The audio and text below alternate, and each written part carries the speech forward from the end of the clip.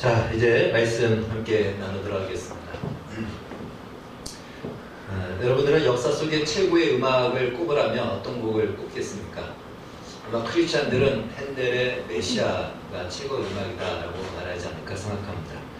믿지 않는 사람들은 베토벤의 운명이나 모차르트의 곡은 워낙 많아가지고 하나를 꼽기가 어려울 정도로 최고의 음악이지 않나 이렇게 얘기합니다.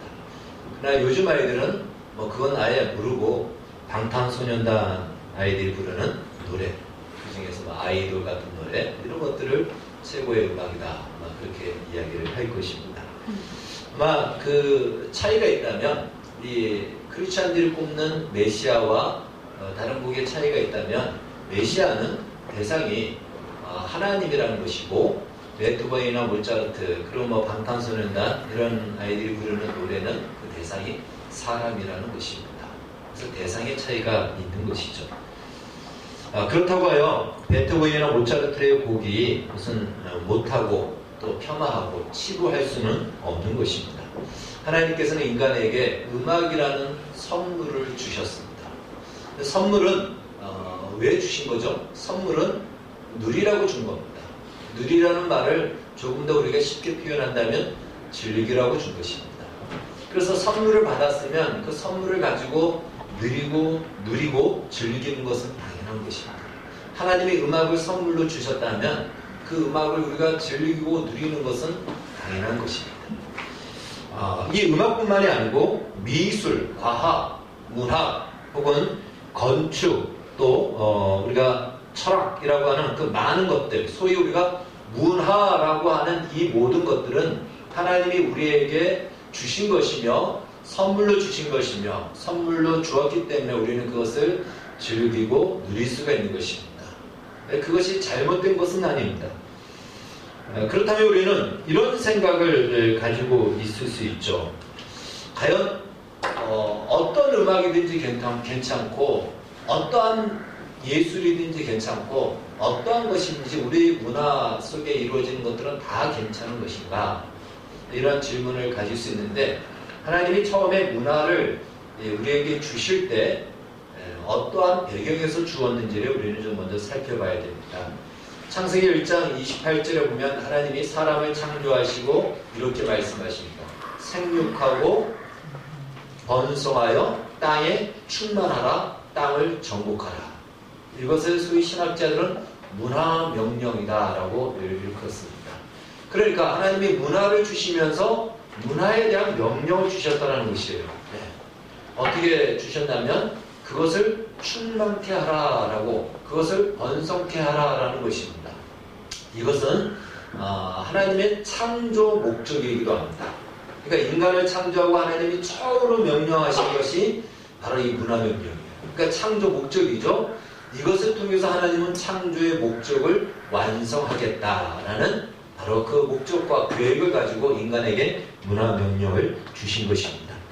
그래서 이 문화명령대로 우리는 어느 한 부분이 아니고 우리의 종교적인 부분에서만 하나님이 아니고 우리가 살아가는 모든 삶의 영역, 문화라는 것은 결국 사람이 살아가는 삶의 방식과 양식이라고 할 수 있겠죠. 사람이 살아가는 모든 영역에 하나님의 창조 목적대로 문화 명령을 수행하는 것이 오늘 우리가 존재하는 것이고 하나님이 세상을 창조한 이유이기도 하는 것입니다. 그러면 뭐든지 다 괜찮단 말이냐? 그렇지는 않습니다. 어느 것은 괜찮을 수 있고요. 어떤 것은 괜찮지 않습니다. 그럼 어디까지 괜찮은가? 이제 그것을 오늘 깊이는 아니지만 오늘 이 바벨탑 사건을 통해서 어느 정도 우리가 답을 한번 찾아보면 좋겠습니다. 창조 목적을 다시 한번 우리가 언급한다면 이런 생육하고 번성하고 땅에 충만하라 라고 하시기 전에 어떤 말씀이 나오냐면 하나님이 사람을 창조하시되 남자와 여자를 창조하시되 하나님의 형상을 따라 창조하셨다. 그러니까 그 말씀 이후에 명령을 주십니다. 그러니까 하나님의 형상으로 창조된 인간이 하나님의 형상으로 문화의 그 모든 영역에 하나님의 형상을 불어넣어야 되는 겁니다. 채워넣어야 되는 것입니다. 그것이 문화명령이고 창조 목적이라는 것이죠.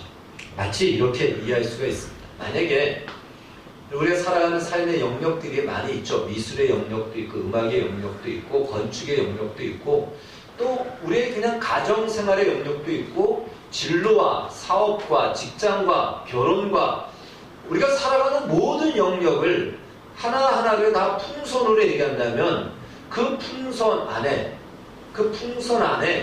하나님의 형상으로 불어넣어야 된다는 거예요. 여러분 만약에 풍선을 제가 여기서 분다고 한번 봅시다. 이렇게 불면은 풍선이 이렇게 부풀어지죠. 근데 제가 코로나 바이러스에 지금 감염되어 있다 그러면은 그 풍선 안에는 뭐로 가득 차 있을까요? 코로나 바이러스, 그 바이러스로 가득 차 있을 겁니다. 막 김치찌개를 먹고 나서 제가 풍선을 부르면은 그 안에는 무슨 냄새로 가득 찰까요? 김치찌개 냄새로 가득 찰 겁니다. 마찬가지로 우리의 삶에 문화라고 하는 그 영역이 풍선이라면 그곳에 무엇으로 불어넣으라?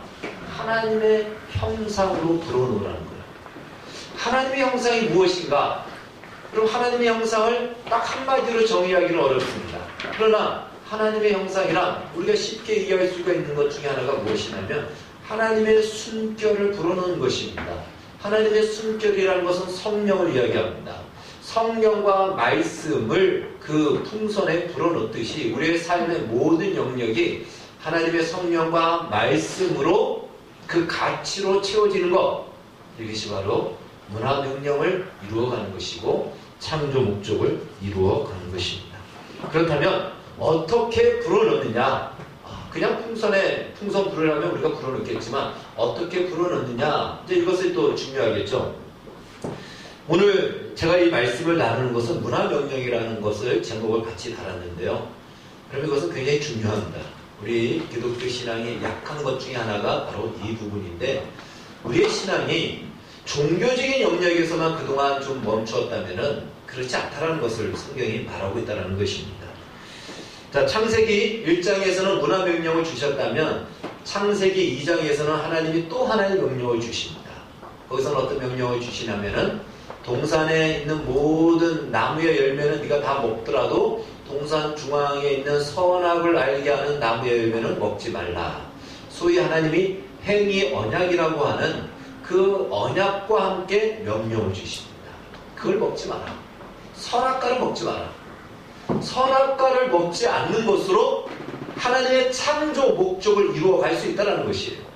하나님의 문화 명령을 어떻게 이루어가느냐? 선악과를 먹지 않으므로 우리는 그것을 완성해 갈 수 있다는 것입니다. 그러니까 이 선악과는 무엇이냐? 선악과, 아담이 따먹은 선악과는 결국은 무엇일까요? 이것이죠. 하나님이 필요 없어, 하나님이 없어도 되는 그 세상을 나는 만들고 싶다는 거예요. 하나님이 없어도 되는 그 세상에서 내가 하나님이 되어서 세상을 행복하게 만들겠다. 이것이 아담이 따먹은 선악과입니다. 그리고 문화에도 선악과가 있다는 것이에요. 문화의 선악과를 따먹으면 안 된다는 것이에요. 어디까지 문화는 괜찮으냐? 음악이 어디까지 괜찮으냐? 하나님이 꼭 그 안에 있어야 되느냐? 그렇지는 않습니다. 모차르트 곡에 하나님이 꼭 있나요? 그렇지는 않아요. 그럼 그 곡이 다 나쁜 건가요? 그렇지 않습니다. 우리에게 즐기라고 줬기 때문에 즐길 수 있는 것입니다. 그러나 그 범주가 있는데 문화의 선악과가 있다는 것이에요. 그 문화의 선악과는 무엇일까요? 금방도 말씀드렸듯이 아담이 따먹은 선악과처럼 이 내가 문화라고 하는 음악이라고 하는 음악의 영역에서 즐기는 것은 좋지만 그 음악의 영역에 깊이 들어가면서 더 이상 하나님도 없어도 되는, 하나님이 필요가 없는, 하나님 없어도 이 음악으로 말미암아 내 인생에 행복하고 완성되어지고 완전하다라고 여겨지는 자리까지 간다면 이것이 바로 문화의 선악과를 닦는 것입니다. 그러니까 어떤 영역이시든지 거기서 하나님이 없이 이것으로 내 인생의 답을 찾았다라고 이야기하는 것, 그건 거짓말입니다. 답을 찾을 수가 없어요. 여러분 어떻게 음악 하나로 인생을 평할 수 있고 답을 내릴 수 있습니까? 미술 하나로 어떻게 우리의 인생을 답을 할 수 있고 이야기를 할 수 있습니까? 그렇게 할 수 없는 것이에요. 우리의 인생 속에 그것은 하나의 영역에 불과한 것이죠. 그런데 마치 그 경지에 이르게 되면 그것이 모든 것을 답할 수 있는 것처럼 그 이야기, 그 자리까지 나아가는 것, 이것이 바로 문화의 선악과라는 것입니다. 그러면 그것이 오늘 우리가 성경을 읽고 있는 바벨탑 사건이라는 것입니다. 바벨탑은 사실은 아무런 문제가 없습니다. 위대한 인간들의 가지고 있는 문화의 상징입니다. 그 당시에 엄청나게 지난주에 우리가 살펴봤듯이 210m라는 엄청난 웅장한 탑을 쌓을 수 있다는 것은 대단한 기술입니다. 특별히 건축은요 종합예술이라고 하지 않습니까? 거기에는 미적인 감각이 있어야 됩니다. 거기에는 어떤 그 리듬적인 그런 모습도 있어야 되고요. 과학적인 기술도 필요하고요.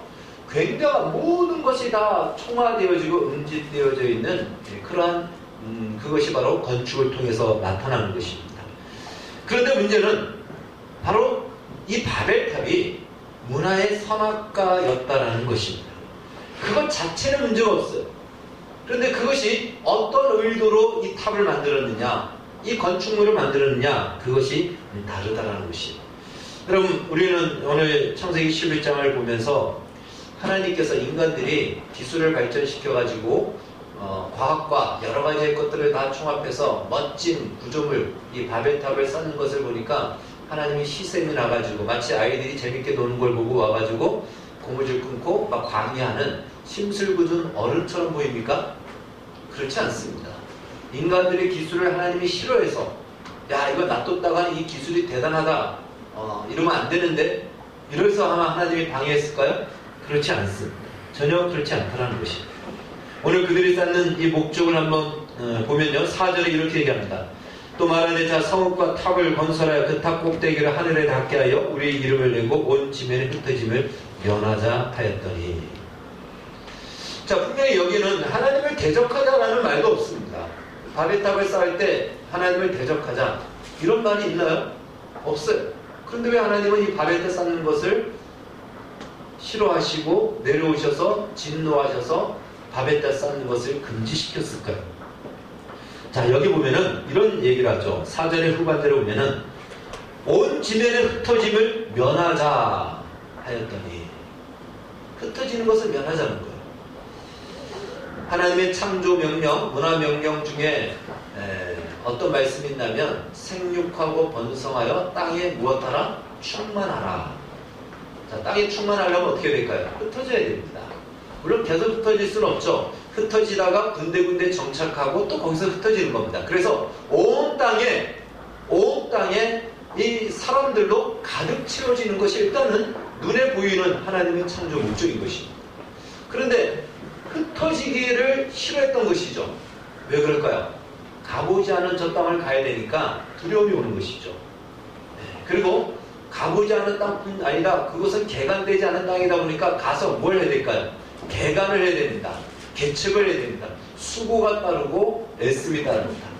그러고 싶지 않은 거예요. 불안하기도 하고 두렵기도 하고 괜히 힘들기도 하고.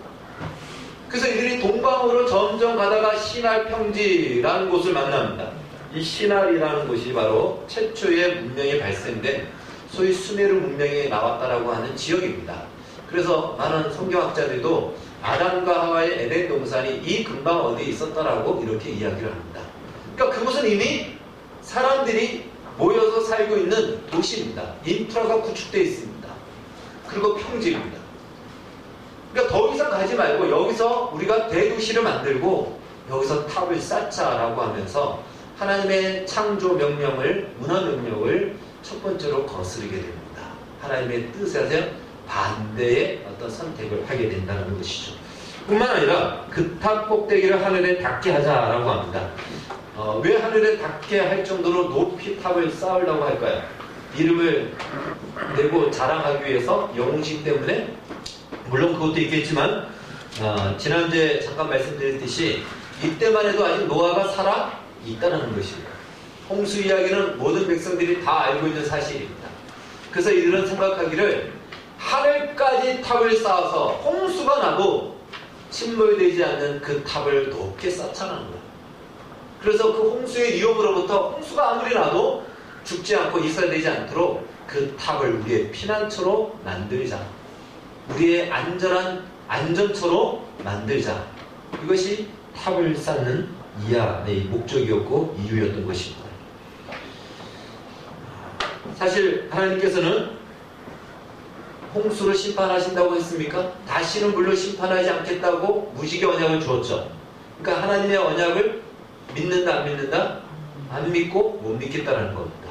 언제 또 물을 내릴지 모른다. 홍수가 날지 모른다라는 것이 하나님의 신뢰함이 사라진 것이죠. 자, 그리고 마지막으로 이렇게 얘기합니다. 우리의 이름을 내자라고 합니다. 우리 이름을 내자라는 것이 나를 자랑스럽게 하는 내 이름을 내는 오늘날 그런 어떤 공명심이나 영웅심을 말하지 않습니다. 이것은 무엇이냐면 바로 한마디로 우리가 스스로 할 수 있음을 나타내자는 겁니다. 우리 인간들이 얼마든지 안전한 피난처를 만들고 또 도시를 만들고 우리가 꿈꾸는 세상을 만들 수 있다. 소위 유토피아를 만들 수 있다는 것이에요. 근데 여기에 뭐가 잘못됐냐면 하나님이 빠졌다는 거예요. 하나님이 없이도 우리는 이 세상을 만들 수 있다. 이것이 바벨탑이었습니다. 하나님을 하나님의 자리에서 보내버리고 하나님이 없어도 우리는 얼마든지 행복한 세상을 만들 수 있다라는 그 마음의 그것들이 표현된 것이 바벨탑으로 나타난 것입니다. 결국 문화의 선악과였다는 것이죠. 사실 이 바벨탑이라는 바벨이라는 말은요, 혼란이라는 뜻도 있지만 이 바벨로니아 언어의 뜻에는 하늘문이라는 뜻이 있습니다. 하늘까지 다 하늘문. 하늘문은 그렇게 나쁜 뜻은 아니죠. 하늘로 향하는 문. 우리가 하나님 앞에 이전에 보면은 제단을 쌓을 때 제단으로 만들어서 할 때는 높은 산 위에서 제단을 쌓죠. 더 하나님께 가까이 가고 싶어하는 마음 때문에. 얼마든지 바벨탑은 그런 하늘문의 상징이 될 수 있는 거예요. 하나님을 향한 더 간절한 마음으로 하나님 앞에 나아갈 수 있는 그런 하나의 통로가 될 수도 있는 겁니다. 그러나 그 마음과 중심이 그런 뜻이 아니었죠. 그러다 보니까 이것은 바로 혼잡과 혼란과 나눔이라는 그러한 불명예스러운 이름으로 남게 되는 것입니다. 그들의 생각이 바로 그것을 말해주고 있는 것이죠. 그래서 바벨탑의 요약적으로 얘기한다면 바로 이겁니다. 우리는 하나님 없이도 얼마든지 복된 세상을, 행복한 세상을 만들 수 있다. 이것이. 그래서 하나님은 창세기 11장 뒤에는 몇 장이 나올 거예요? 창세기 12장이 나오죠. 바로 이런 인간들의 마음을 하나님은 충분히 아시고요. 진정한 복은, 진정한 행복은 사람이 만들 수 없고 하나님으로부터 주어진다는 것을, 하나님이 복된 세상을 만들겠다는 것을 창세기 12장에서 그대로 보여줍니다. 창세기 12장 가면 누가 나오냐면 하나님이 아브라함을 부르는 사건이 나옵니다. 그래서 아브라함을 부르시고는 이런 말씀을 하십니다. 내가 너로 큰 민족을 이루고 내게 복을 주어 내 이름을 창대하게 하리니 너는 복이 될지라. 여러분, 바벨탑을 쌓는 사람들의 말과 대조되죠. 딱 똑같이. 너의 이름이 창대하게 되리라. 우리 이름을 내자. 하나님 없이 우리가 복된 세상을 만들자라고 하겠지만 하나님이 이 복은 내가 주는 것이다. 내가 너에게 복을 줄 것이다. 다른 말로 복과 행복, 유토피아는 누구에게 있다는 것입니까? 하나님께 있다는 것이에요. 하나님으로부터만은 이 복과 은혜와 평강과 이 좋은 것들이, 오늘날 우리가 행복이라는 것들이 온다는 것이죠. 그런데 창세기 11장 바벨탑을 쌓는 사람들은 그걸 우리가 만들겠다. 우리가 그걸 만들 수 있다라고 여겨지는 것이죠. 여러분, 문화의 선악과는 바로 이것입니다. 음악이나 미술이나 예술이나 철학이나 문학이나 모두가 다 그 영역 안에서 인생의 답을 얻을 수 있고 행복을 찾을 수 있다라고 이야기하는 것, 이것이 문화의 선악과라는 것이에요. 여기까지 간다면 이것은 우리는 거부해야 됩니다. 그러나 그렇지 않다면 얼마든지 우리는 즐길 수 있습니다. 그리고 그것을 어디까지 가야 될까요? 그 가운데서 하나님을 높이고 하나님으로부터만이 이 부유함이 온다라는, 이 풍성함이 온다라는 것을 나타내는 것. 여러분, 핸델의 메시아는 과연 사람들이 얘기하지 않습니까? 이 곡은 정말 하늘의 곡이지 않을까 할 정도로 하나님의 그 풍성함이 그 음악 안에 완전히 충만하게 채워져 있다는 것이죠. 바로 그렇게 나타날 수 있는 것입니다. 그러니까 문화란, 우리가 문화생활을 하지 않습니까? 선도 아니고 악도 아닙니다. 그것을 사용하는 사람들이 어떠하냐에 따라서 악도 되고 또한 선의 상징이 됩니다. 바벨탑은 그런 의미에서 악의 상징이 되었던 것입니다. 자, 그런데 이 창세기 11장에 나오는 바벨탑만이 인류의 역사 속에 있는 바벨탑일까요? 그렇지 않습니다. 지금까지 인류의 역사 속에 수많은 바벨탑들이 세워졌다가 무너졌습니다. 비근한 예로 공산주의 역시 사상의 바벨탑입니다. 공산주의가 무엇을 꿈꿨죠? 정말 모든 사람이 평등하게 잘 살 수 있는 나라, 그걸 꿈꿨잖아요. 그러나 역사가 증명합니다. 그것이 그대로 됐습니까? 그렇지 않습니다. 최근에 유행하는 동성애, 젠더 이론도 마찬가지입니다. 사람들이 뭐라고 얘기하죠? 너의 성을 너 스스로가 선택하는 거야. 그래야 너의 인생은 행복한 거야. 그러나 행복합니까? 그들의 비참한 말로는 소개하지 않잖아요. 그리고 그것을 선택한다고 해서 그들의 인생이 정말 제대로 된 만족과 기쁨과 가치를 그리고 그 의미를 찾을 수 있습니까? 그렇지 않습니다. 다른 말로 수많은 전쟁을 통해서 지도자들은 내가 세운 나라가 모든 나라를 평화롭게 만들 거야 해서 박스 로마도 나왔죠. 로마가 그것을 자랑했습니다. 그 외에도 많은 사람들이 철학도 만들고요, 문학도 만들고 했지만 그것이 얼마나 거짓말이었는지 역사 속에 증명이 나타나는 것이죠. 여러분, 오늘 우리에게는 바벨탑은 무엇입니까? 우리도 다 이러한 유혹을 받잖아요. 돈만 있으면, 돈의 바벨탑을 쌓으면 내 인생은 행복할 것이다 라는 이런 마음의 유혹을 받지 않습니까? 건강만 있으면 내 인생은 정말 만족하고 행복할 것이다. 내 꿈을 이루면, 자아실현을 이루면 내 인생은 정말 의미가 있을 것이다 라고 여겨지고 있지만 그것이 중요하지 않다는 것이 아닙니다. 그러나 그것이 인생의 목적이 되어서는 안 된다는 것이에요. 그것으로 우리 인생을 전부 일관할 수 없고 답을 내릴 수 없기 때문에 그렇습니다. 여러분, 어떤 억만장자도 그리고 100세를 넘어 사는 사람도 뿐만 아니라 인생의 멋진 꿈을 이룬 사람도 이것이 진짜 인생의 목적이고 모든 사람에게 자신 있게 말할 수 있는 행복이라고 말할 수 있는 그런 사람이 있습니까? 없습니다. 그 어떠한 것도 죽음 앞에서는 다 내려놔야 되는 바로 그 연약한 모습을 피해 갈 수가 없다는 것입니다. 여러분, 진정한 인생의 가치와 의미와 만족과 답을 알고 있는 것은 누구만이 알고 있을까요? 그것은요, 교회만이 알고 있습니다. 여러분과 저만이 이걸 알고 있다는 것입니다. 물론 교회가 완벽하다는 뜻이 아닙니다. 교회도 타협하여서 얼마나 많은 실수와 또 조롱거리가 되었습니까? 지금은 세상이 교회를 걱정하는 시대가 되었다고 하지 않습니까? 그럼에도 불구하고 하나님은 이 답을 교회에게만 주셨다는 사실이에요. 교회가 그 역할을 제대로 못해서 그렇지 교회만이 이 답을 가지고 있어요. 우리는 지금도 자신 있게 이야기하잖아요. 우리 말을 잘 안 들어서 그렇지 우리는 여기만이 인생의 답이 있다, 여기만이 진정한 만족이 있다는 거 우리는 너무나도 알고 있고 자신 있게 이야기하고 추후에 의심도 없습니다. 이런 사람이 누가 있을까요? 여러분, 어느 종교를 믿는 사람 불자에게 한번 물어보십시오. 다른 어떤 종교를 믿는 사람에게 물어보십시오. 그걸 자신 있게 인생의 답이라고 말할 수 있는지 그럴 수 있는 사람은 없어요. 뛰어난 세상의 사상가에게 물어보십시오. 학자에게 물어보십시오. 말할 수 있는 사람이 없어요. 왜요? 자기가 알고 있는 그 영역은 그 안에서만 제한되어 있기 때문에 교회만이 알고 있습니다. 여러분과 저만이 알고 있다는 사실이에요. 이건 우린 1%도 의심하지 않잖아요. 하나님이 교회에 이 답을 주었기 때문에 그렇습니다. 자, 그렇다면 하나님께서 이 바벨탑을 멈추게 하신 이유가 정말 무엇인가? 기분 나빠서 멈추게 했을까요? 이것들이 나를 버리고 나를 외면하고 나 없이 지네끼리 잘 살려고 한단 말이야? 그래서 기분 나빠서 안 되겠어. 그래서 내려와서 그냥 다 없애버려. 이렇게 했을까요? 그렇지 않습니다. 이 문화의 선악과를 따먹고 끝까지 가면 그건 어디로 가는 걸까요? 나락으로 떨어지는 거예요. 낭떠러지로 떨어지는 겁니다. 멸망으로 떨어질 수밖에 없습니다. 막지 않으면 그들은 한꺼번에 노아의 심판을 받은 것처럼, 물로 심판을 받은 것처럼, 물이 아니라면 불로 심판을 받아야 됩니다. 우리는 그것을 소돔과 고모라에서도 얼마든지 볼 수 있습니다.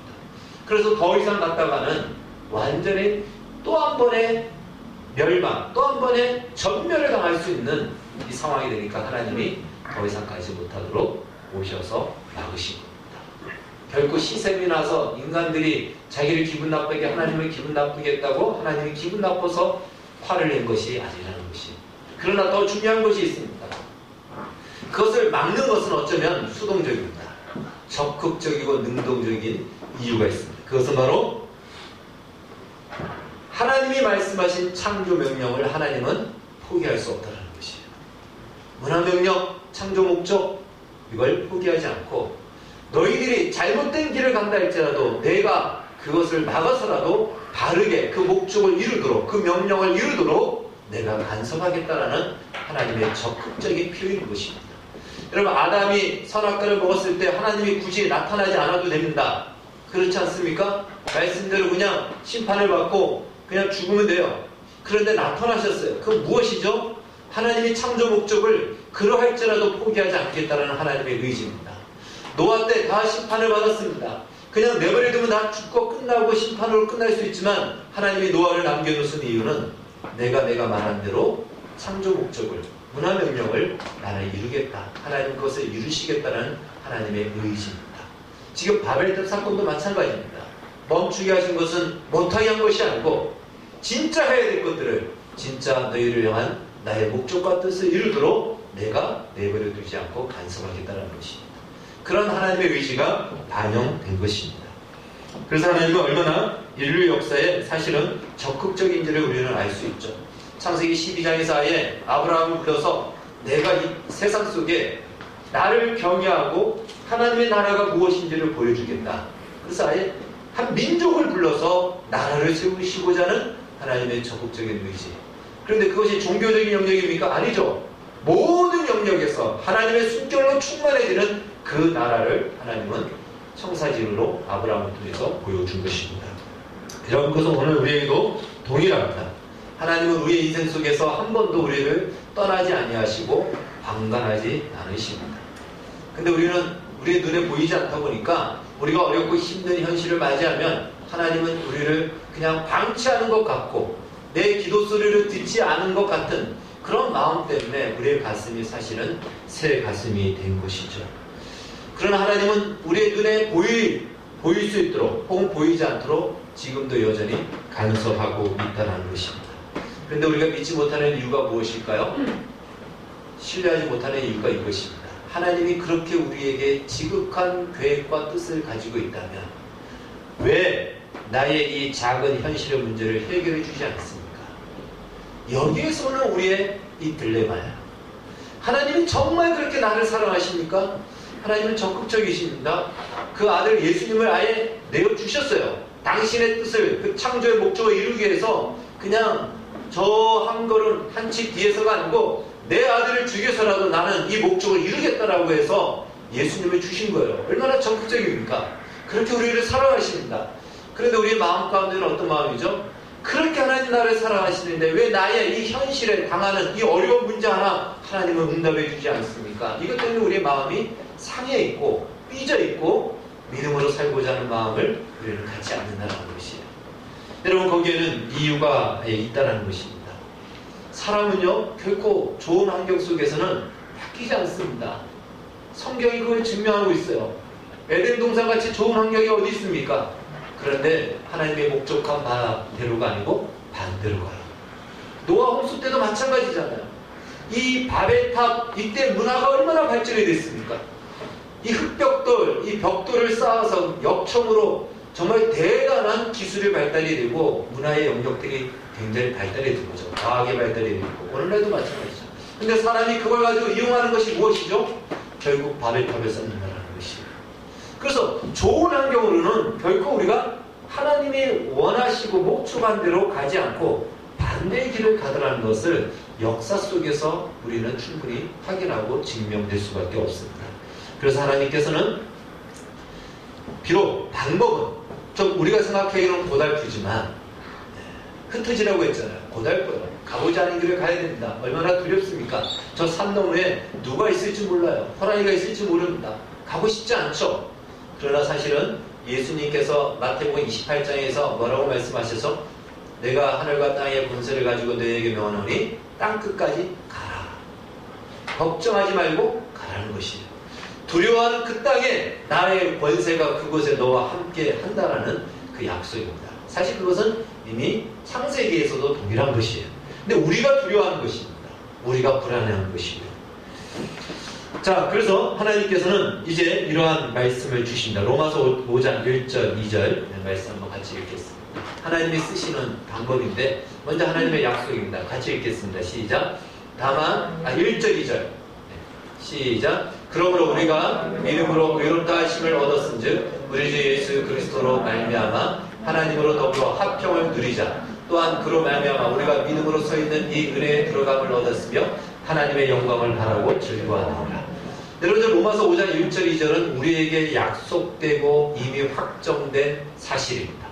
그래서 우리는요, 하나님의 영광을 바라고 즐거워하는 그 자격을 얻었어요. 그 영광에 참여할 수 있는 약속을 받았습니다. 이제 우리는 그리로 갈 겁니다. 저걸 가지고 다른 말로 창조 목적의 완성이라고 얘기할 수 있습니다. 거기에 갈 겁니다. 그런데 어떻게 가느냐? 3절 4절입니다. 같이 읽겠습니다. 시작. 다만 이뿐 아니라 우리가 환난 중에도 즐거워하나니 이는 환난은 인내를 연단은 소망을 이루는 줄 알미로다. 아멘. 어떻게 하나님이 이 방법을 여기까지 가게 하시냐면 환난이라는 터널을 통해서 가게 하신다는 것이에요. 왜 그러냐면 환난은 인내를 낳게 됩니다. 여러분, 인내라는 것은 무엇이죠? 뭔가 내가 사실을 가지고 있는데 지금 현실이 조건이 갖추어지지 않아서 그냥 좀 기다리고 견디는 거예요. 그런데 그런 어떤 소망이나 약속이 없으면 견딜 수가 없어요. 다른 말 우리에게 있는 약속과 사실은 무엇이죠? 분명히 하나님이 나와 함께 하시는데, 분명히 하나님은 전능하신 분이신데 나의 현실은 그렇지 않아요. 그러니까 이걸 안 믿는다는 것이 아니고 이걸 믿기 때문에 그래 지금은 뭔가 아니겠지, 그러나 하나님 응답하시겠지 하는 마음으로 우리는 인내하는 겁니다. 어느 때가 되면 하나님이 그 역사를 나타내실 거야. 인내하는 거예요. 근데 인내하다 보니까 무엇이 된다고요? 그 인내는 연단을 낳게 됩니다. 여러분, 연단이라는 이 말을 몇 가지로 우리가 번역할 수 있는데요. 첫 번째 연단은요, experience입니다. 경험입니다. 여러분, 경험을 많이 하게 되면 무엇이 생기냐면 지혜가 생깁니다. 지혜로워진다는 것이에요. 진정한 지혜가 무엇인지를 알게 됩니다. 두 번째, 캐릭터입니다. 연단은 마침내 그 연단을 통해서 하나의 특징을 만들어냅니다. 비로소 우리가 하나님의 사람으로서의 특징과 개성을 만들어낸다는 것이에요. 마지막, 프루프. 이 프루프는 증거라는 뜻이에요. 마침내 그 연단의 시간이 지나면은 우리가 어떻게 바뀌어지는 것을 보게 돼요. 아, 이걸 위해서 하나님이 이 연단을 허락하셨구나. 나 자신이 그것에 대한 증거물이 되고 증명이 된다는 것이에요. 이 연단을 통해서 마침내 소망이라는 완성에 이르게 된다는 것입니다. 따라서 이제 하나님께서 우리를 구원하신 것은요, 이 과정을 가기 위한 1단계입니다. 만약에 우리를 저런 걸 만들지 않기 위해서 그냥 구원 받았으니까 끝났다면 바로 천국에 들어가면 됩니다. 그런데 우리의 인생에 많은 환난과 어려움을 허락하시는 이유가 지금 우리가 말씀 본 것처럼 연단을 통해서 하나님의 지혜를 얻게 하고 하나님의 사람으로서의 특성과 개성과 특징을 갖게 하고 하나님이 빚어가시는 증거의 인생이 되도록, 이 시간이 지나서 이것을 우리가 뭐라 얘기하죠? 간증이라고 하잖아요. 하나님이 이렇게 역사하셨다. 내가 이렇게 바뀌었다. 나는 이런 사람이 아니었는데, 이 과정을 통해서 완성의 자리에 우리를 이르게 하십니다. 그래서 환난을 허락하시는 것이지 결코 하나님이 우리를 떠나 있지도 않고 방치하고 있지도 않다는 것입니다. 그래서 이제 이런 과정을 통해서 우리는 하나님의 숨결로 우리 자신이 충만해지고, 뿐만 아니라 우리가 충만해져서 우리가 세상 가운데 하나님의 숨결을 불어넣는 것입니다. 그것이 바로 문화 명령인 것입니다. 다시 한번 우리는 기억해야 됩니다. 하나님은 우리의 종교적인 영역에서만의 하나님이 아닙니다. 그동안 우리는 하나님을 그렇게 생각했다면 그것이 아니고, 종교적이지 않고 모든 살아가는 우리의 삶의 모습들, 결혼하고 진로를 선택하고 자녀를 낳고 교육하고 먹고 마시고 경제적인 활동, 사업, 직장, 이 모든 영역에 무엇으로? 하나님의 숨결로 불어넣어야 된다는 거예요. 그것이 반드시 종교적인 색채를 띌 필요는 없습니다. 그러나 기독교적인 가치가 다 그 안에 묻어나올 수밖에 없습니다. 바로 이것이 문화명령입니다. 이것이 바로 창조 목적인 것입니다. 그러기 위해서는 먼저 우리 자신이 채워지고 우리 자신이 먼저 항복해야 됩니다. 우리가 오늘날 이 왜 세상이 우리의 말을 듣지 않느냐면 세상이 이렇게 얘기하는 거예요. 너희도 하나님 말 안 듣잖아. 이것이 오늘 우리에게 주는 지적입니다. 너희도 하나님의 말씀을 듣지 않고 너희도 하나님 앞에 항복하지 않으면서 왜 우리에게 하나님의 말씀에 항복하고 하나님의 말씀을 들으려고 합니다. 이것이 우리가 뼈저리게 들어야 될 지적인 것입니다. 우리 자신을 먼저 하나님의 말씀 앞에 엎드리고 항복하고 순종해야 됩니다. 그럴 때 우리를 통해 세상은 우리의 말을 듣게 됩니다. 모세의 지팡이처럼 지팡이는 별 볼일 없지만 하나님의 손에 붙들리면 보이는 지팡이는 별 볼일 없지만 그 지팡이를 통해서 하나님은 역사하시듯이 우리를 통해서 교회가 별 볼일 없죠?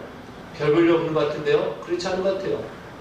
정부가 교회를 얼마나 의식하는지 이렇게 와서 확인도 하고 하잖아요.